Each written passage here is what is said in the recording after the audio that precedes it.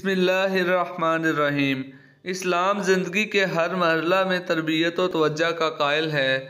اسلامی تربیت کو واضح کرنے والی ایک بات یہ بھی ہے کہ اسلام زندگی کے ہر مرحلہ میں تربیت و توجہ کا قائل ہے، یعنی تربیت کا عمل صرف تعلیمی زندگی تک محدود نہیں ہے، بلکہ انسانی زندگی کے جس مرحلہ میں بھی ہو اسے تربیت کی ضرورت ہے۔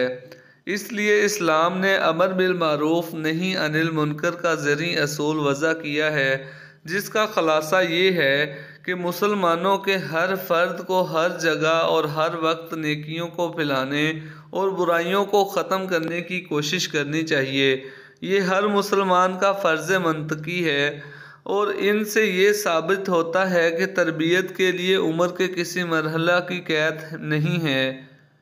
اسی طرح یہ بھی مناسب نہیں کہ صرف خواندہ طبقہ کی تربیت پر توجہ دی جائے اور عملی میدان میں اسے ایک صالح انسان بنایا جائے، بلکہ ضرورت اس بات کی ہے کہ ناخواندہ طبقہ کو بھی صحیح عملی تربیت دی جائے اور ان کی فکری زندگی میں جو خلا باقی رہ گیا ہے اسے عملی تربیت سے کسی حد تک صحیح کیا جائے، بلکہ غور سے دیکھا جائے تو یہی طبقہ عملی تربیت کا زیادہ محتاج ہے۔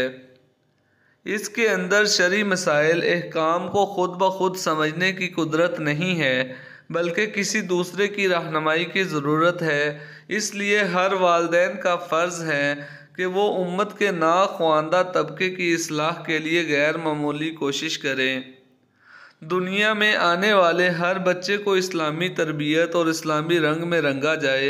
قرآن مجید میں ہے، ترجمہ: اللہ کا رنگ اختیار کرو، یعنی بچوں کو عقیدہ توحید و رسالت اور عقیدہ آخرت کے ساتھ پروان چڑھایا جائے، اور اس کے بعد تفصیلاً بچوں کی تربیت کے متعلق جو پہلو ہوتے ہیں ان کو اول تا آخر ذکر کیا جاتا ہے۔